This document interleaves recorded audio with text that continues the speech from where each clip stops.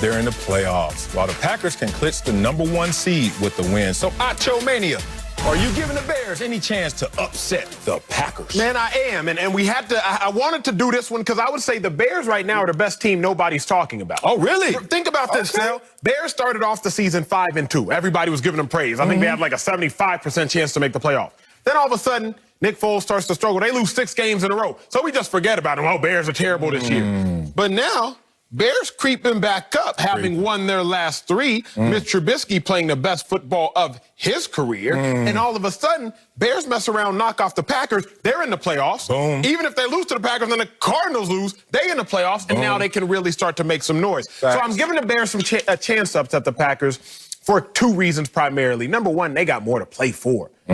Look, what they say, hungry dogs run faster, something like that? And I ain't grew up with no dogs. I mean, I'm a cat guy. I don't know what the hell dogs do. I heard the phrase. I know right now hungry bears probably run faster too. Okay, so they have more to play for, knowing if they win, they are in. Mr. Trubisky has more to play for, knowing if he wins, he is in. But also, let's just look at the numbers. Let's take a look at the full screen if we can.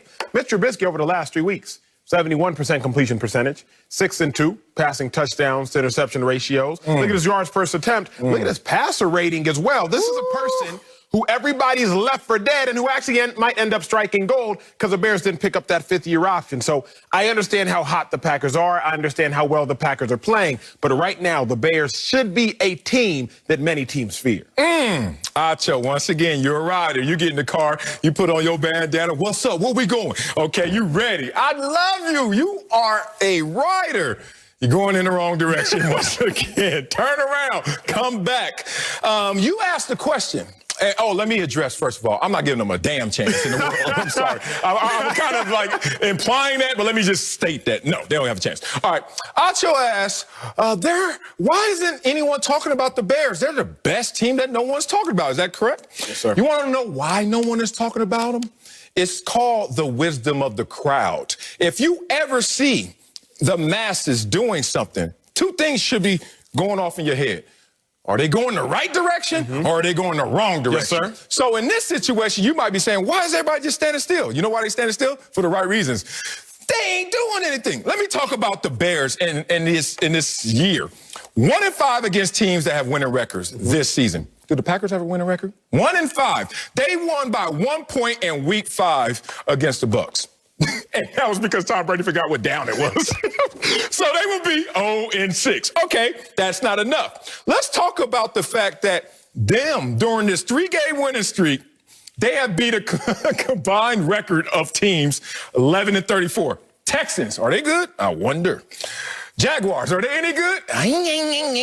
Vikings, they got moments. But the point is 11-34. Let's talk about Mr. Trubisky, because you're still wondering why the crowd's not running and supporting the Bears.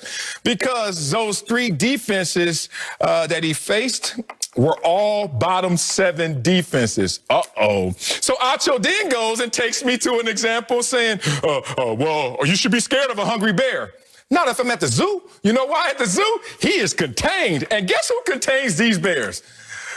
Aaron Rodgers and the Green Bay Packers. Do you want to understand me when I say Aaron Rodgers is 10-2 against the Bears since 2014? Hey, bro, I love you to death because you're ready to do whatever. But if you don't turn this damn car around and come on my side, there's not a chance in hell they're going to win this game. So the problem is your take, like so many others' takes, is just lazy. I'm not going to say that it's wrong. I'm simply going to say that it is lazy. I'm sweating over here, but I'm lazy. Okay, tell me. Because it's hot. Okay, I'm sweating too in this turtleneck. It's lazy because you jumped on the negative train of, well, Mr. Trubisky can't play quarterback. He couldn't.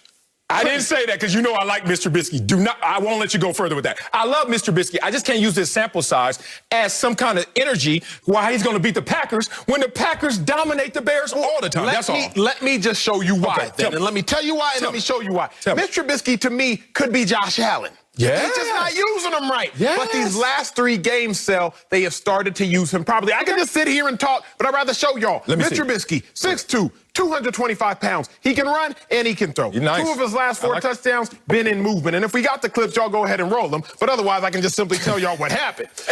When you're playing against, oh yeah, boom, we got that right here. Against the Vikings. Now you're going to run the play action because you got a top 5 rusher. He can't do anything with it. He dumps it off. Oh, that's cute, Mitch. Good decision. But then you got to think about use Mitch's ability to run. So again, play action, run pass option. Now I'm going to run it for a touchdown. 2 of his last 4 touchdowns off of play action when you give the man options. Marcellus Wiley, I would not judge a fish by its ability to climb a tree. Oh, that fish can't climb a tree. Well, that's a terrible fish. And funny. I'm not going to judge Mitch Trubisky by being a traditional pocket passer where you are going with the lazy narrative of is, well, they've beaten bad teams. That's right.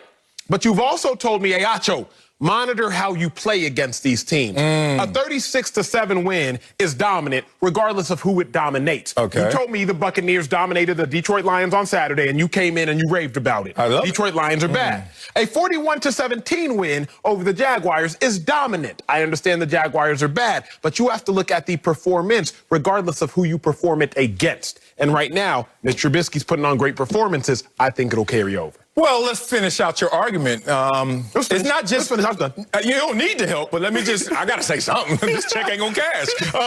They don't only beat bad teams. Haven't beat any good teams. That's a little different. That's the other side of this coin. Flip it over, Acho.